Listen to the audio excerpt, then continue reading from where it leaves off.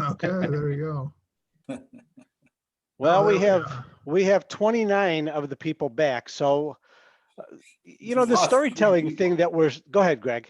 No, you lost 3 people. That's they're, they're out there somewhere. Where's Joanne? They left. They went Well, for I dinner. still haven't mastered I was that gonna say ending. they probably got hungry talking about food and they went to eat. Well, that storytelling thing is kind of a new thing for the Metro IAF. We've done it a few times, and I don't know, I like it a lot. I think other people do too. Anybody have any comments about it, or um, maybe a suggestion, another topic for another time? We have a couple of minutes, and if not, we'll just keep moving on. I got paired with Stacy. Wow. Yeah, I just did it random, so I did not choose who you were going to be with. Well, I want to do a little I want to do a little commercial. I'm doing a writer's workshop starting on Wednesday the 17th. And it's 5 sessions on Wednesday mornings, and then 1 storytelling session on Sunday night. So it starts on the 17th. If anybody's interested, let me know. I got Jocelyn is going to join us. She's going to be my Zoom master. And if you're interested, just send me an email. I'll put my email in the Zoom, or I mean in the chat, and you can. I'll send you the info on it. Thanks. And I'm going to give a ringing endorsement to Greg's Writers Workshop. I took it last summer. I had a wonderful time. I met a lot of very interesting people, other organizers from across the country. And believe it or not, I've been kind of writing on a little semi-regular basis. So it's a great course, and I heartily endorse it. So, Kathy? All right, we are ready to move on to the housing update. Who's talking about the 1212 Larkin tours? I'll talk about it. And if when I'm done, if Lori Baker wants to chime in, she can. Last week, we gave our second round of tours. The first round of tours was through DuPage United about a month and a half ago.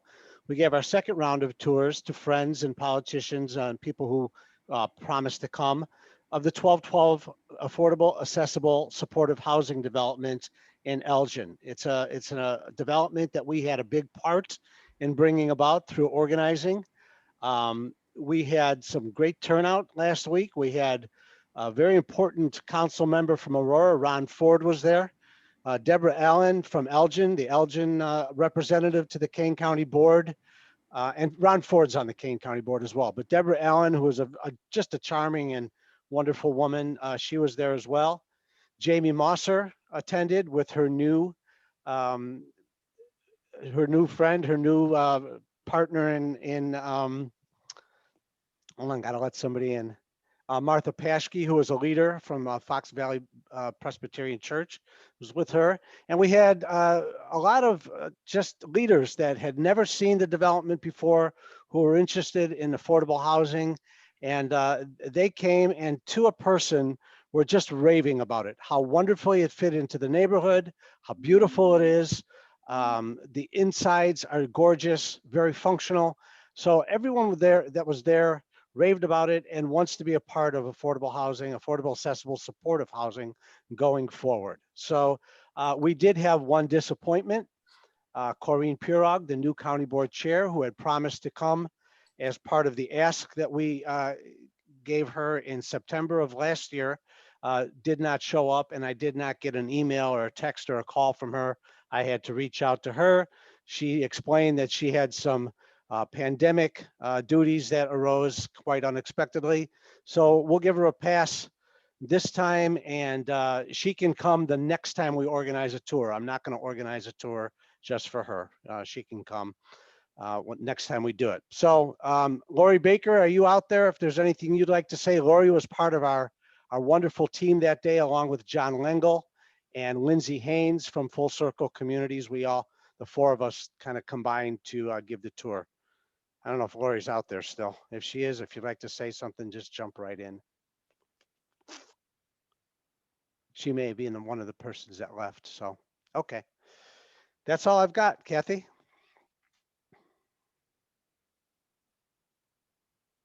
You're muted.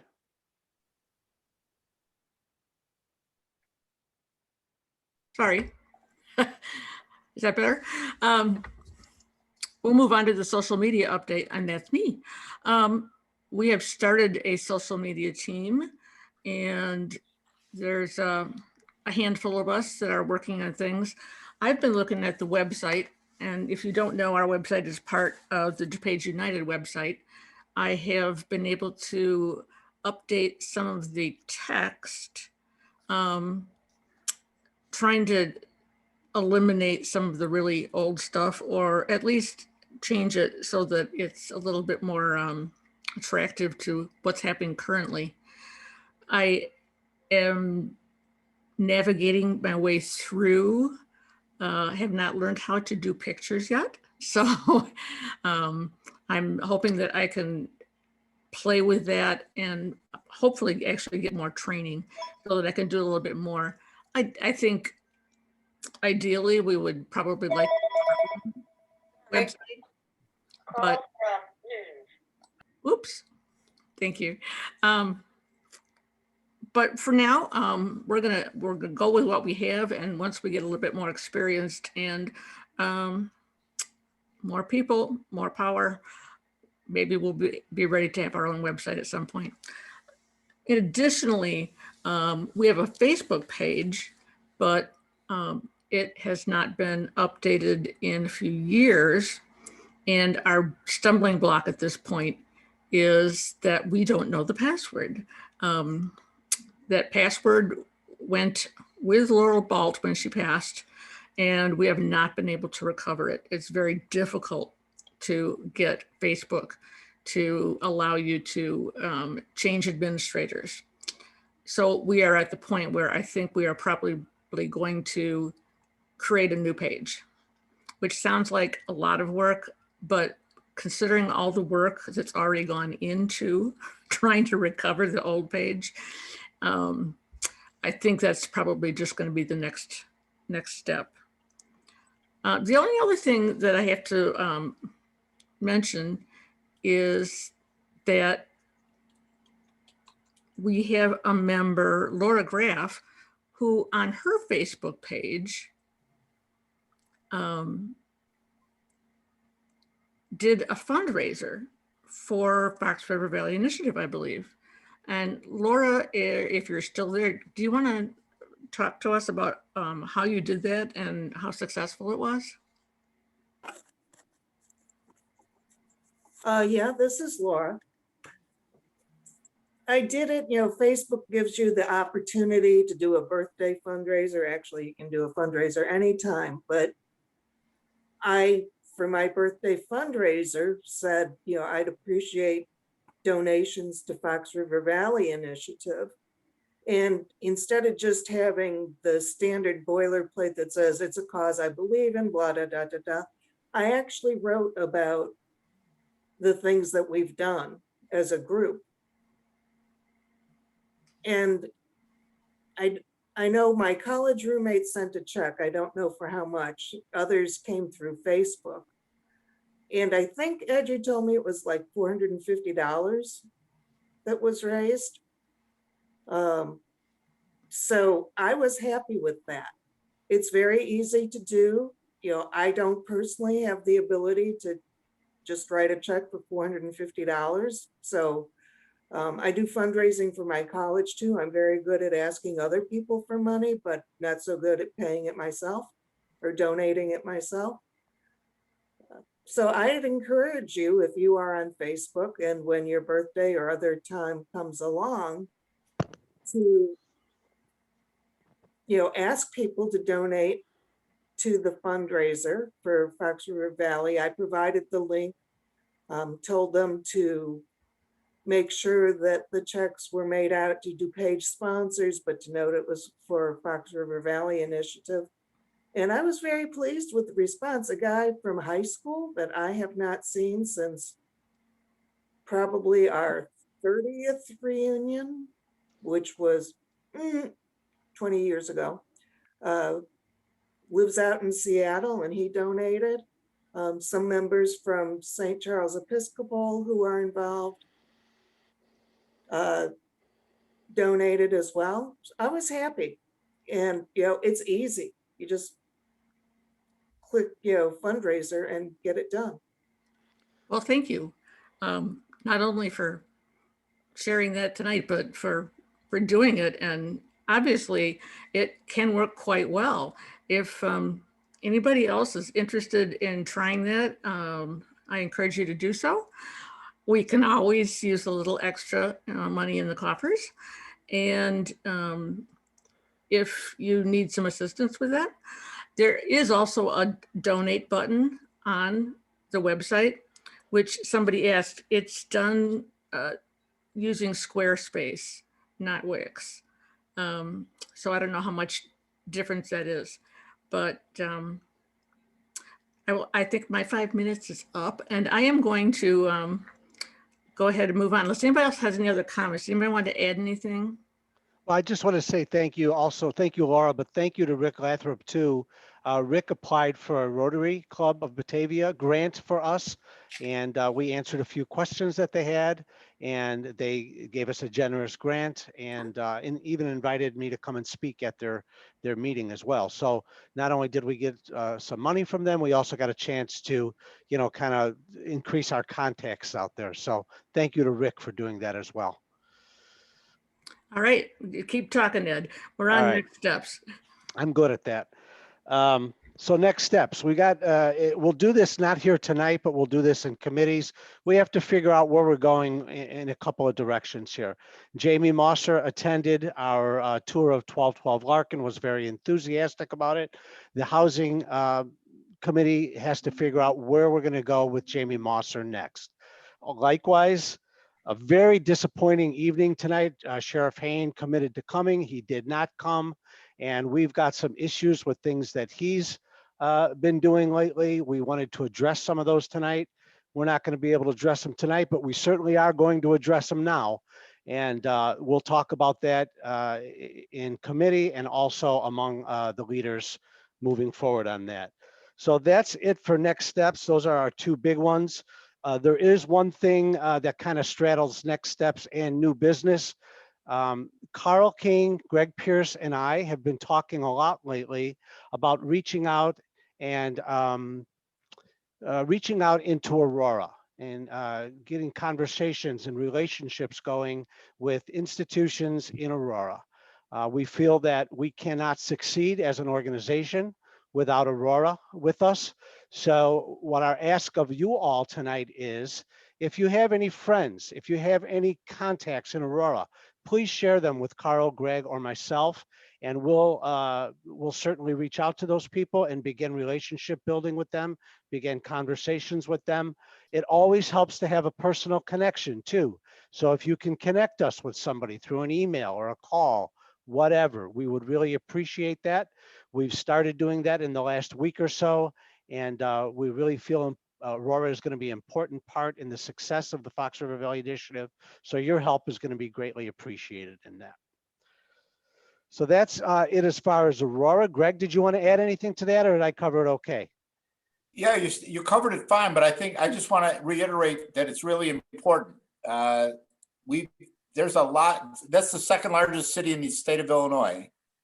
And if we could get them to join Fox River Valley Initiative in any numbers at all, we would have a good, it would build your power. It would build your power. So we're very serious. If you've got a contact there, please give it to Ed or Carl or me.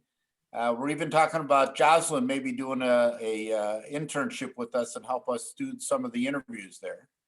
And so I really want to iterate that it's really serious. We want to go and try to build our power by getting the people in Aurora together. We're even applying for a foundation grant, or at least we're meeting with one of the foundations down there to see if they'll help us with this.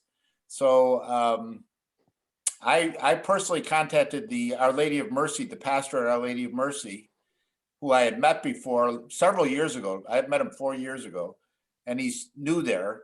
I contacted him. We had a good conversation, and I asked him if he would give us 3 people that we could talk to in his congregation or in his parish, and he said yes, and he's done it. So we're actually going to start doing this next week. Thanks.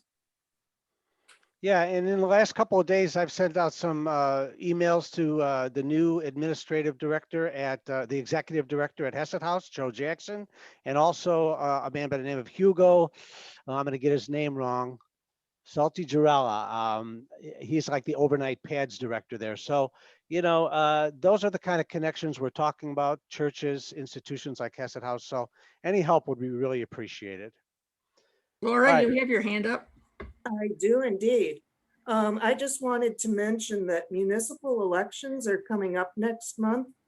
If you live in St. Charles, the Chamber of Commerce has been conducting sessions with them, and the interviews, discussions are posted on the Chamber of Commerce website. I attended the ones for the two candidates for mayor and the two candidates for my ward. I live in the third ward. And each of them, I asked about affordable housing. So if you have an opportunity in your community to raise that with candidates, I think that's a way to bring it to the surface that might provide an entree going forward.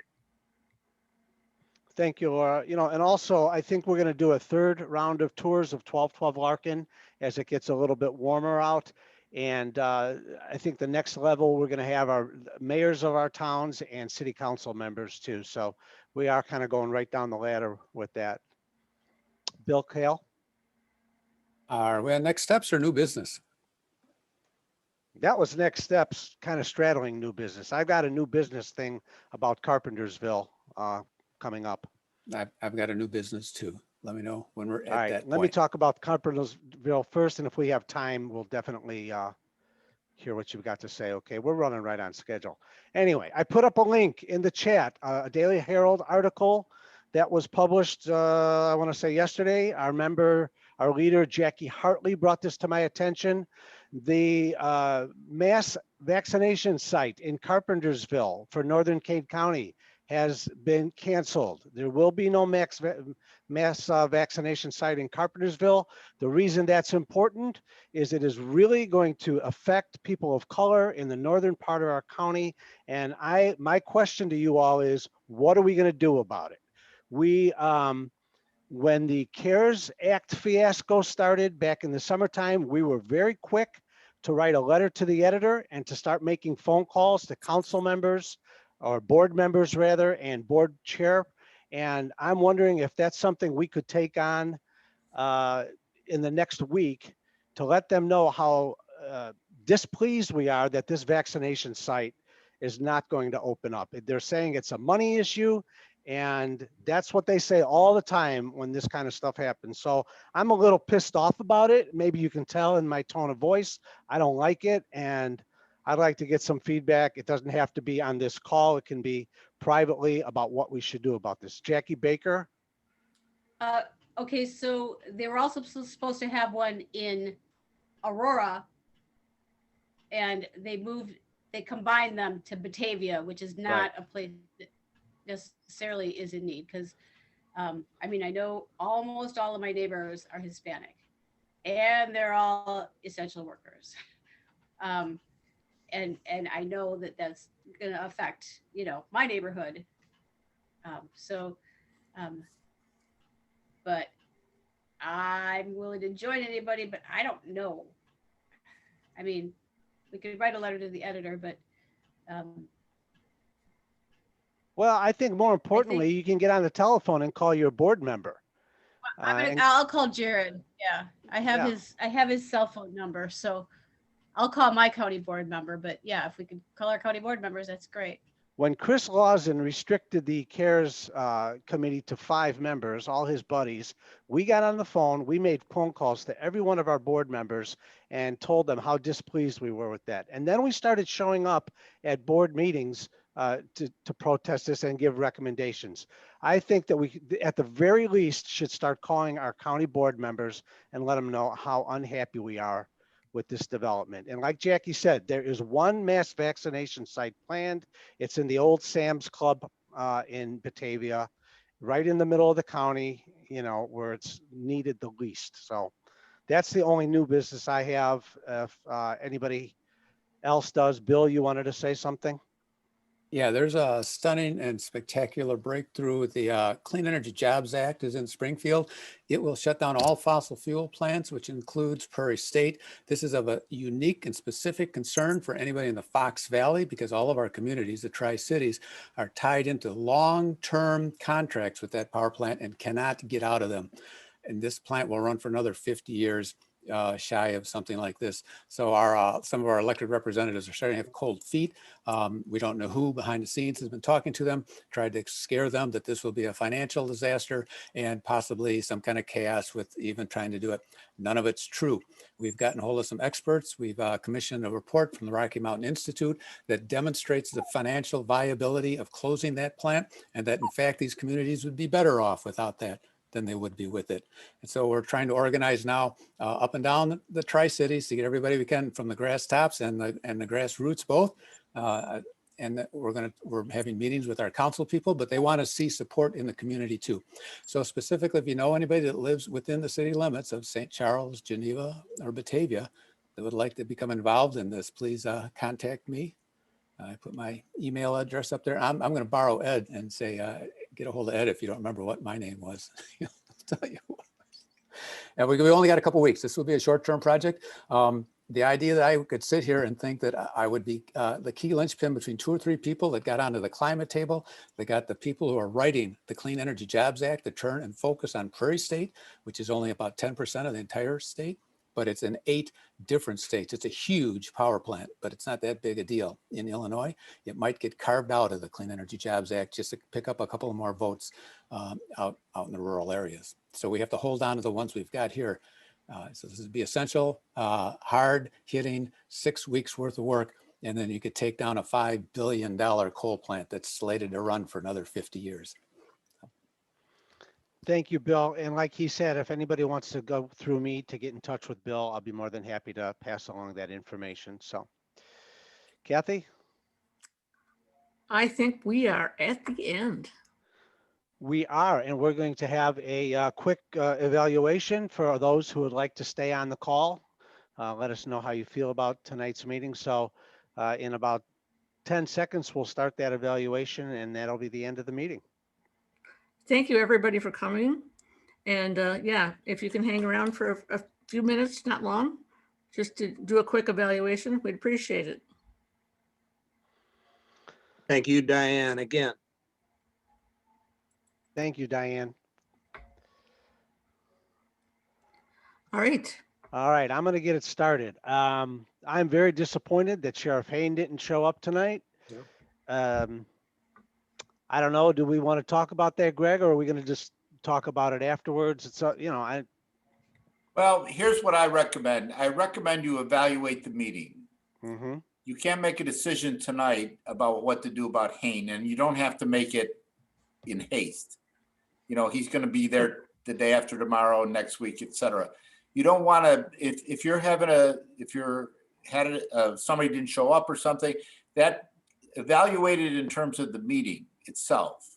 Okay, so how did you handle the fact that he didn't show up? Did you handle it right, or would have been something else you could have done that he wasn't clear about?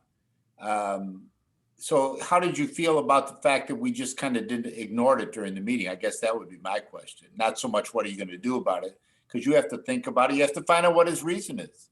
Mm-hmm. You know, so you can spend a lot of time saying let's go do this or that, but you don't know enough to even decide that. But what you can decide is how did you handle it in this meeting, and would you do that the same way next time? Thank you. I'm glad I work for you because I do everything in haste. I noticed. So how did we handle it? I thought we did okay. We just kind of went right through. What else could we do? Thoughts? I mean, somebody said it earlier that Diane was given more time than we had planned for. And I mean, your background and knowledge, and do not stand idly by it. That was a productive half an hour, I think. I think so too. Very much so. Yeah, we know a lot more about the Gun Safety Consortium at 8 o'clock than we did at 7 o'clock. Thank you for that. Diane, how did you feel about having to do double duty and not have Haynes show up? Well, I'm always happy to talk for as long as I can. So that's Oh, no. not an issue for me. I could have kept going. But so part of wanting this recorded tonight is that we're doing a video. So I had specific questions I was going to ask Sheriff Hain about for this video. So that was disappointing. And I really wanted him to hear the intro to make sure he understands all of what we've done to get to this place, because I'm not sure he does. So so that's part of why I wanted to stay, not only just to hear what you all are doing, but also to see if he would pop in at some point. But this is not the first time that he has not shown up when I have expected him to show up. Oh, really? Also, wasn't there an issue that you wanted to raise with him, at least initially, that something that he's doing that maybe you don't want him to do? Me or No, Ed? not you. I'm talking Yeah. to everybody. Yeah. Wasn't there, I Ed? know Carl and Ed have been involved in this. Yeah. Ed, But you want there to was a talk committee about it? meeting. Wasn't there a committee meeting of this group? Yeah, we met on Sunday, about 8 or 9 of us, and we had decided that we were going to let him speak, and then we were going to ask our question. In the first question, Rick was going to lead us off. Rick, why don't you tell us what that question was? It's a good. The question was, he mentioned a couple of weeks ago that he is introducing another mental health service in the jail. And we would like to understand what that's going to look like. We would like to understand who that will be offered to. We would like to find out how that will operate. And we'd like to find out what his timeline is.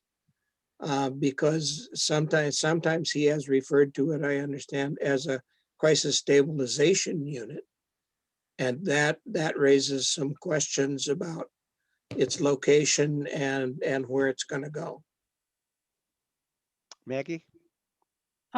I have an app on my phone called Smart News. I don't know if anybody else has that, but right now, there was an article on Sheriff Hain and some of his plans for mental health. It was pretty interesting.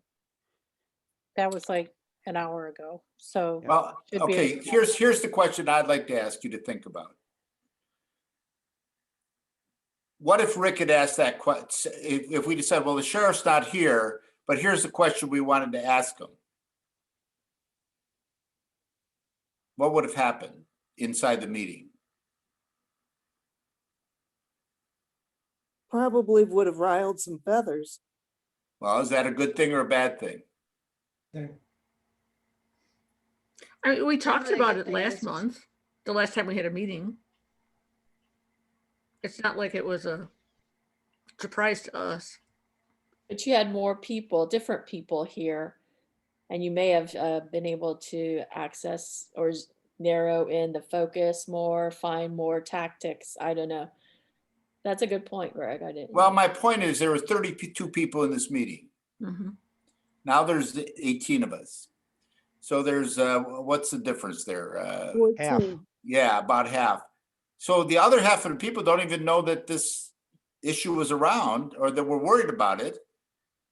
And you had the opportunity to at least, if he's not going to be there, to at least inform the rest of your members and leaders and institutions that there's maybe something wrong with having a CSU in the jail. It may be the exact opposite of what you want. But because I maybe didn't prepare, that you might not show, but I would never have a meeting where I didn't prepare for the opposition to show up. You have to have a plan. It's not the first time and it won't be the last time that you get stiffed. Well, and I would just chip in, like, this is my first, leadership meeting that I've actually been able to attend. And I came through the door of the mental health concerns in the crisis stabilization unit. So just as a new person, just to say it was kind of confusing to me that part. Like, I kind of have stuck around because I'm like, okay, are we going to even touch base on this?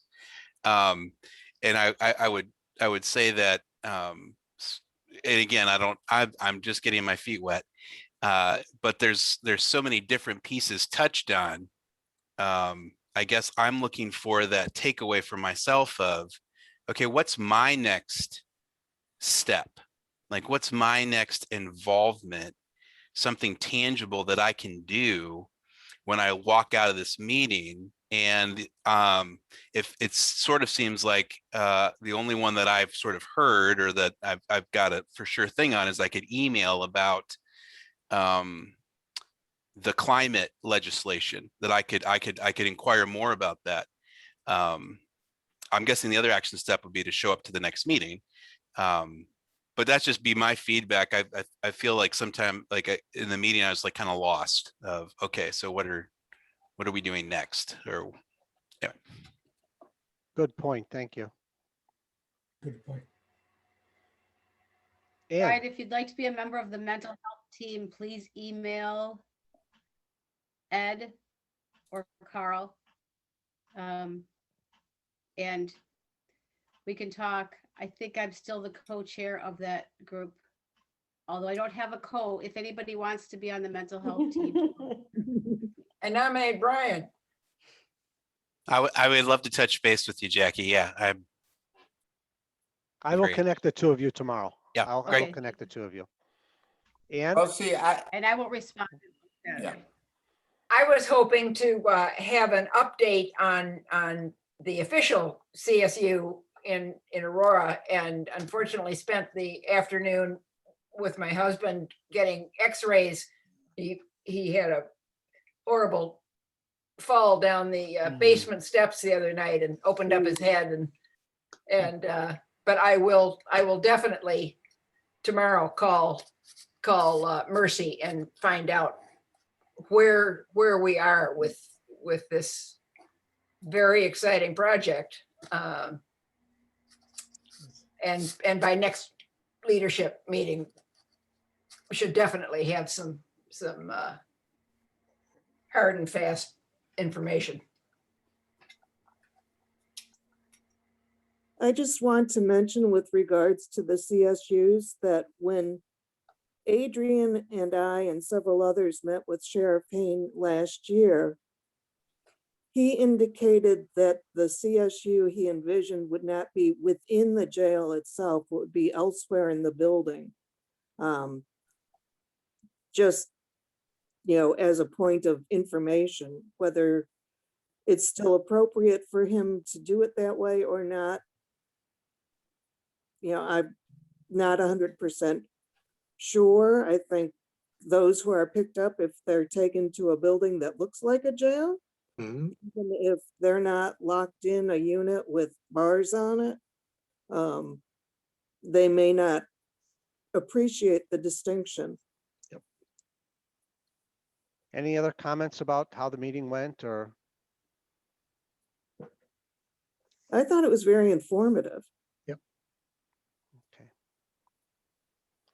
All Well, right. here's the last thing that I'll say then. We have to have the power to compel public officials to do what we want them to do. We're not just standing there with our hat in our hand saying, would you please do this? Would you please come to 1212 Larkin?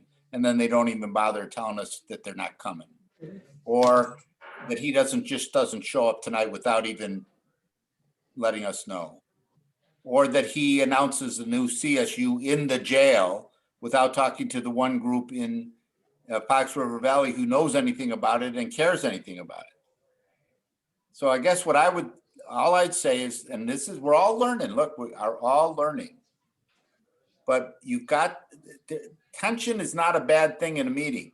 That's really what I want to say. Tension is not a bad thing inside a meeting of yourselves. Because it clarifies where you are, what you care about. So, if I were running this meeting, I would have said, how many feel good about Sheriff Payne not showing up? Raise your hand.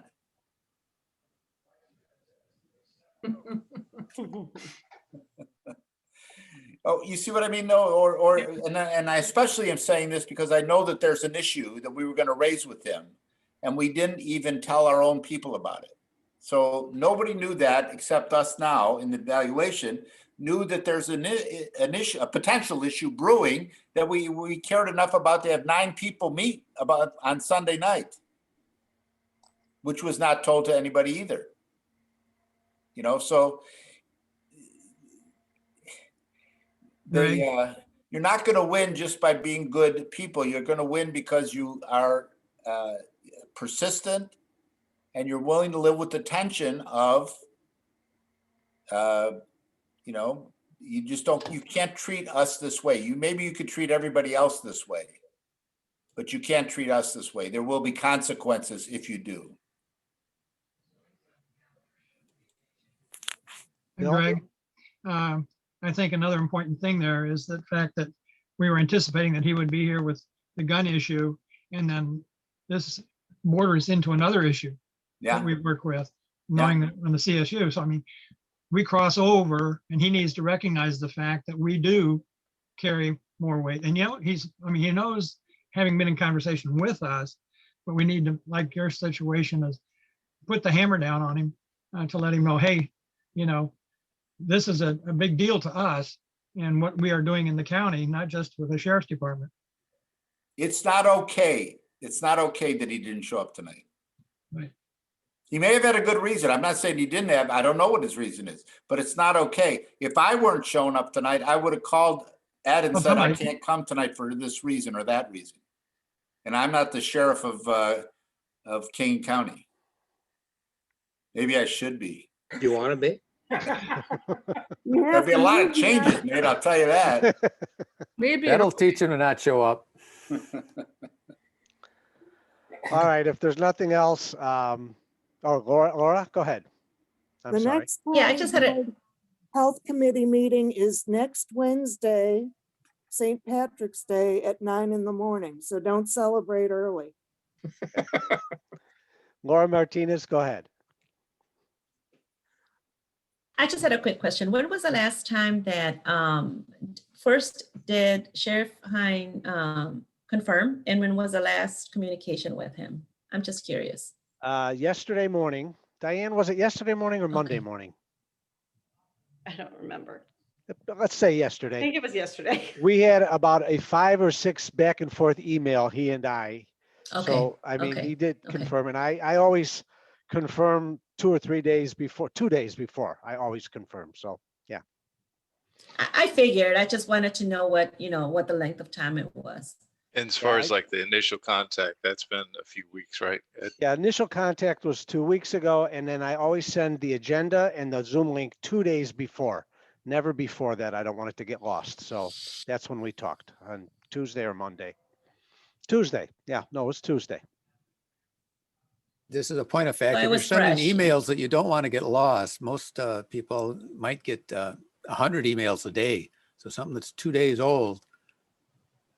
So most of my Zoom meetings and stuff, people send stuff out like an hour before. Oh. Okay, well, As thank a you very final. much. Yeah, thank you very much. Greg, who's sticking around? Me, you, Carl, who else would you like to stick around? Anybody who wants to stick around, we're just going to touch base one more time. But the point is, next meeting, keep this in mind. You should learn from every meeting what you did well and what you could do better. That's all I'm saying. Thank you. All right. All right, thanks, everybody. Thank you, Kathy. Thank you for all you do. Have a good night, everybody. Thank you. Stay well. Okay. Okay, where's the Zoom window? Good. Okay. All right. Well, Bye. Bye. okay. So Greg, I'm gonna have to jump off Yeah, here. I just wanted to thank you for doing this, and you were really, really good. I learned stuff that I didn't even know, so thank you. Yeah, well, good. It always feels like, I don't know how to pare this down. So that's good to know. But I just want to add that there's a consistent pattern with Hayne, and I can fill Ed in more on this, but he was even supposed to be at our meeting in person in DC in January in 2020 and called me that morning and said, I can't make it. So this is sort of a consistent pattern. Maybe he's got a lot of Why Hollywood do you stuff think? going on. I think he overcommits. I think he thinks he can do all of this and he really can't. And I don't know. I still need to get with him again this next week. So In that email train back and forth Tuesday morning, he asked me if the 1212 Larkin tour was that day. And I said, no, you missed it. It was last week and Yeah. it's done now. So yeah, I just think he there's does too this. much. And even with the gun, I do have to, I've got somebody calling me, but even with the Gun Safety Consortium, he was supposed to assign somebody for us to work with on the testing and he didn't. So it hasn't even, so that's another issue. I think it's too much on him and not enough to get everything else done is what it Okay. seems like. So, Thank you again. all right. Thanks. It was Thank nice you. seeing and hearing. from Great all of you. history. All Thank right, you, Diane. bye. All right, so, I just, we've got to toughen up on these politicians. If my answer to your question, Carl, is why he doesn't do it is because he doesn't fear us. Yeah. No, I have to agree. I think we're giving him a lot of grace, a lot of grace. And at some point, if you take something serious, you're gonna be there, right? You have priorities, you have things that you put on the back burner and it's not a big deal. Other things, you're gonna get your butt handed to you if you don't. And so Right. you make that a priority. And we're on his back burner right now. Clearly. Okay, so let's figure out how to get his attention. You know, the old story about the farmer and the mule. You know, the guy's trying to move his mule and they can't get the mule to move. Farmer comes walking down and saying, I can help you. I'm about to get his attention, Greg. Yeah. I appreciate you bringing that up in the meeting as far as the fact that we could have presented that to the group. I didn't even think about that. I feel like it was clear that Ed and we were trying to make his absence not noticeable. Right. Exactly. Right. That's the problem. and it would have been, as you said, it would have presented a different dynamic had we made it very clear that, okay, so it's 7:30 and you may not have noticed that we were juggling, but he was supposed to be here by now. Yep. And I guess the biggest criticism I would have is that you didn't plan for that. Yeah. I mean, the chances were 50-50 he wasn't going to show. Sure. All right. Well, I don't know that. And I don't know that they're 50-50 until he does that to me one time. Now I know. I mean, I thought he was dependable. He was there for my meeting with him at the jail.